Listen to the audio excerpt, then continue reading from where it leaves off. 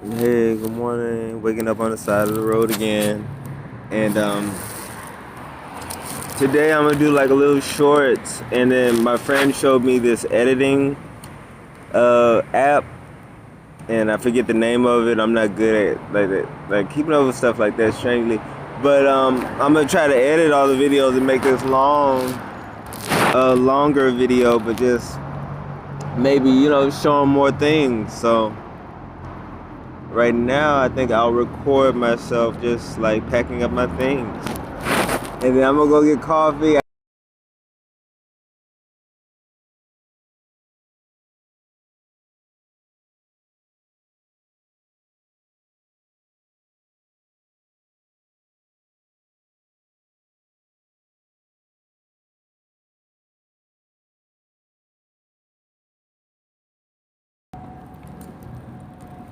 Hey, good morning. Waking up on the side of the road again. And today I'm gonna do like a little shorts. And then my friend showed me this editing app, and I forget the name of it. I'm not good at like that, like keeping up with stuff like that, strangely.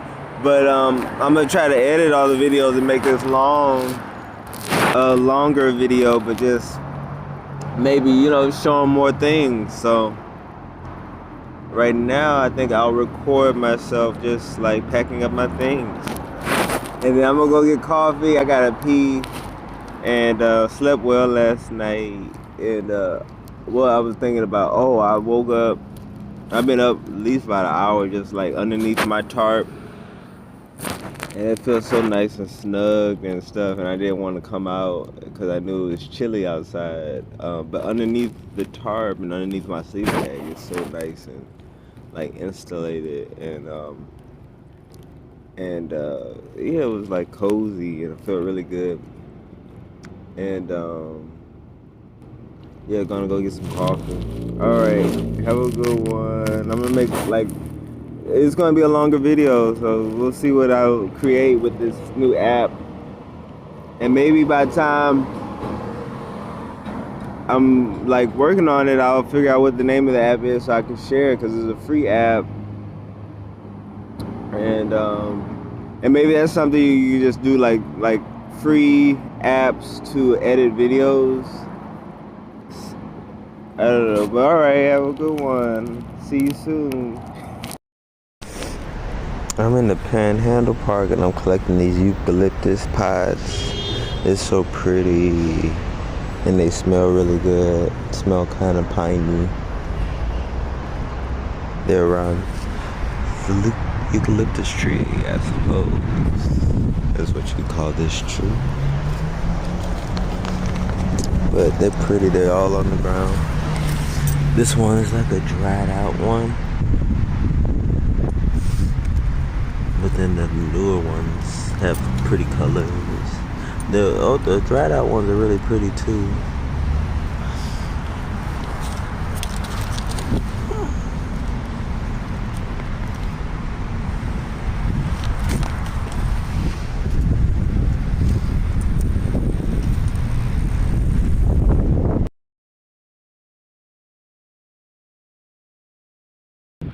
Alright, sitting here in the park, about drinking my coffee. Had the coffee cake today. I normally get the blueberry muffin. The coffee cake, it was really sweet. A little too sweet for me. Never do that again. It was a pretty big piece of coffee cake too. I'm just answering messages. And yeah, getting messages right now. So I'm gonna chill, make some stuff. My friend's gonna come join me later on, and yeah, all right.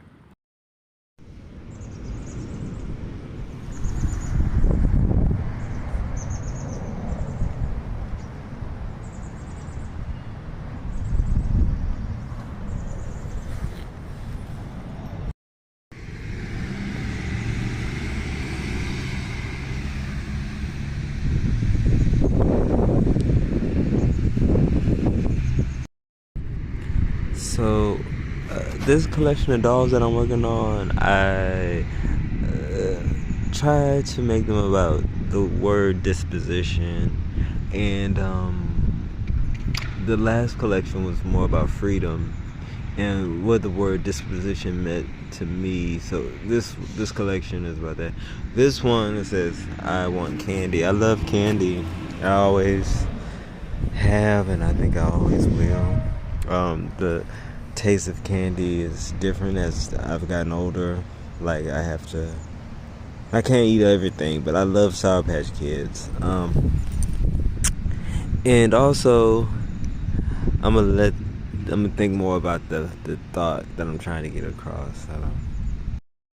So one day, okay, I'm gonna say, I was out down on Market Street selling, and this white guy came to me and he was like,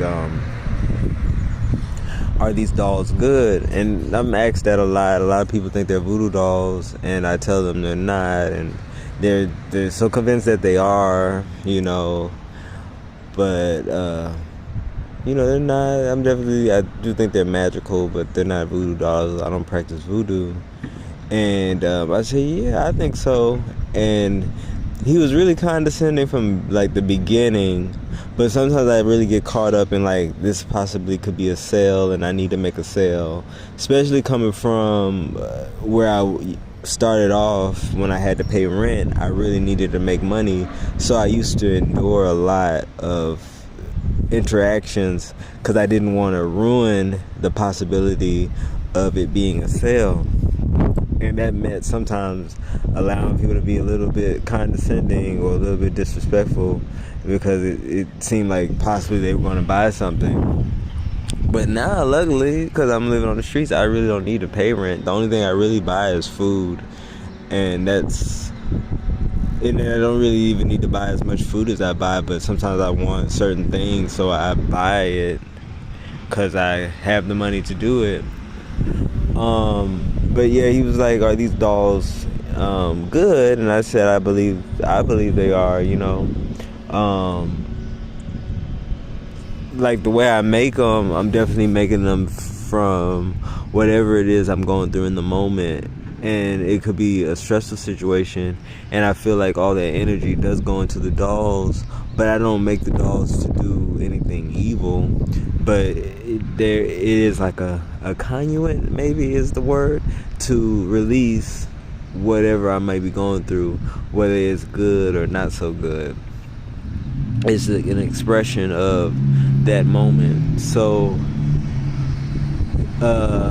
and then I put tarot cards in the dolls because I believe in synchronicity, and I believe like things can tell you stuff about life, like little signs and stuff. I believe that, and I try to pay attention to things, especially when it feels very like apparent, like this is what the universe is telling me. And I feel like maybe people are drawn to certain dolls, and then the tarot, that is the card that's inside the doll, could be also something that's attracting the people to the doll. I let people open up the doll and see what's in it. Sometimes people buy the doll because of the card that's in the doll. Sometimes it's an oracle card, and they'll read the oracle card and they'll say, this is really what I'm going through, or it really resonates with me, so I'm gonna buy this doll. So this guy, he opens up the doll and he sees the tarot card and he said, see, I knew. I thought these were, evil, and something like, something evil, pretty much is what he said. And I said, well, maybe this isn't for you. And he said, I think not. And he said, I like them. But, he said that like I was supposed to be thankful that he liked them. But evidently he didn't like them that much because he felt like they were evil, or he had to question why he liked them, because he liked them and he believed that they were evil, that he's drawn to something evil, or something evil is going to happen upon them. But my reaction was, like I said, like, well, maybe these aren't for you. And he said, yeah, I believe you're right. And then he closed the doll, put it down. And, I smiled, a fake smile, and I said, have a good one, man. And he said, yeah, you too.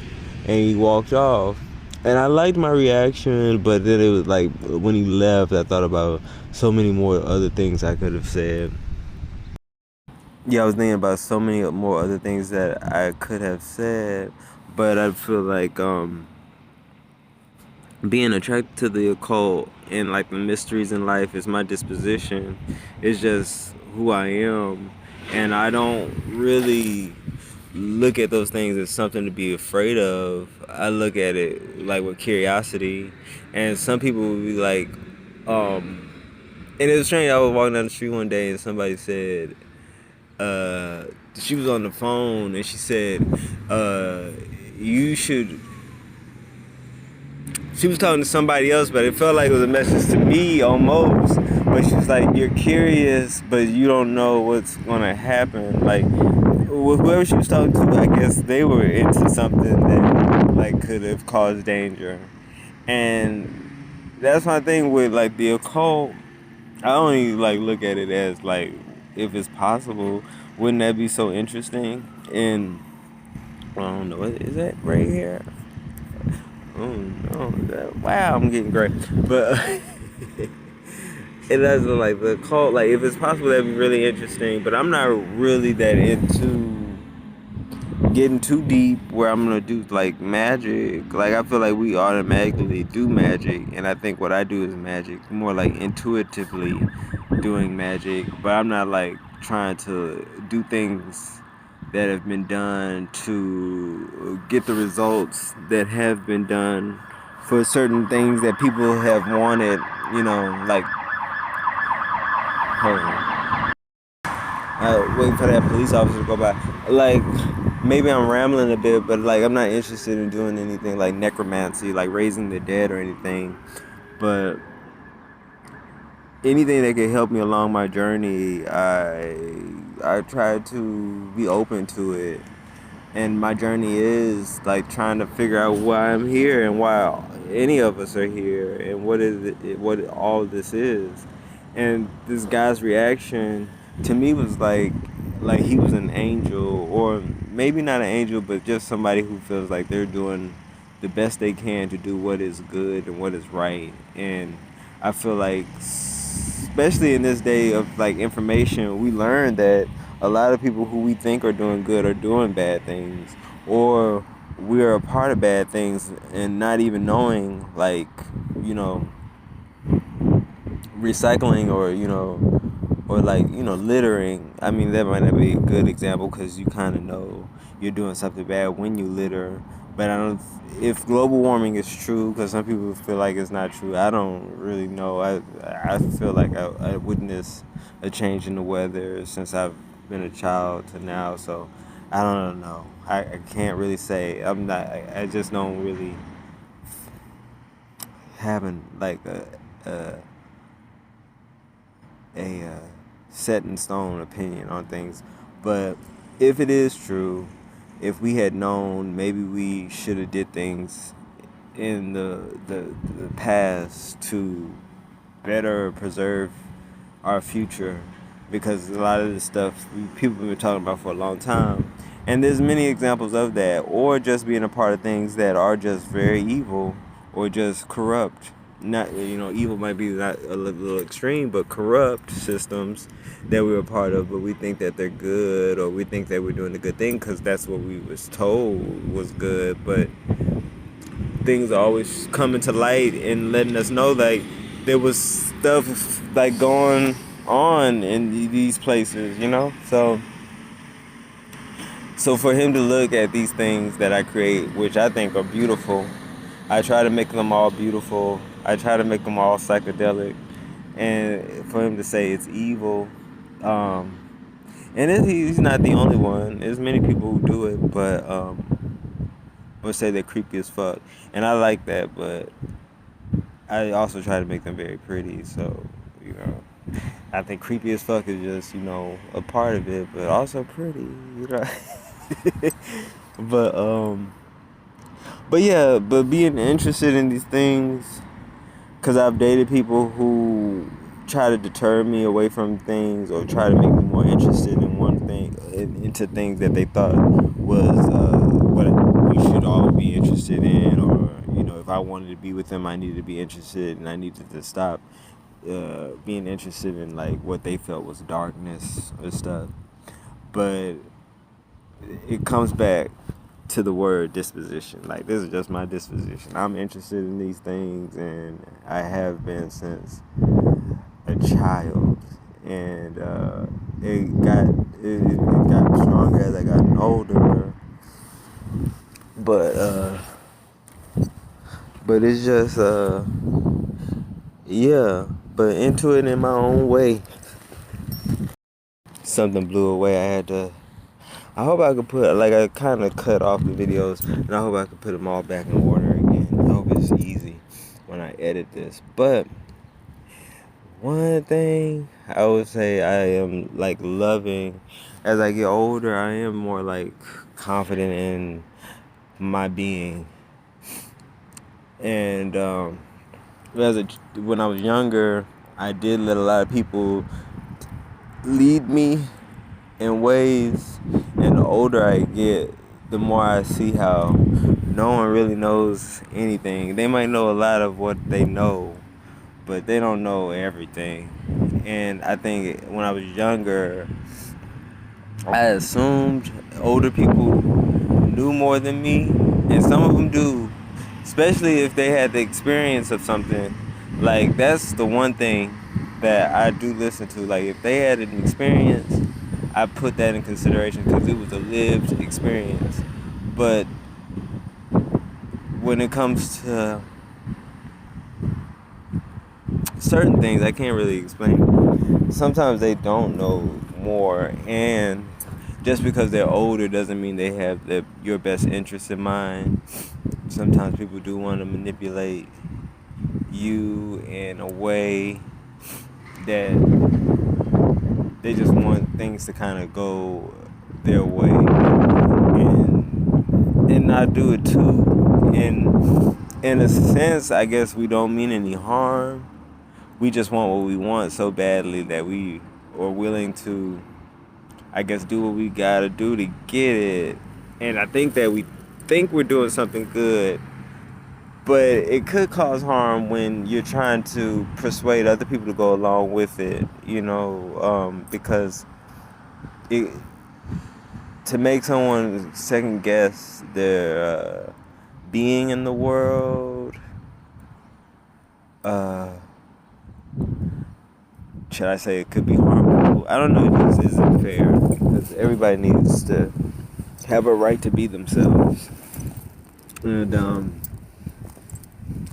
And I just feel like if people aren't really just going, like, causing physical harm to another, then who are you to say?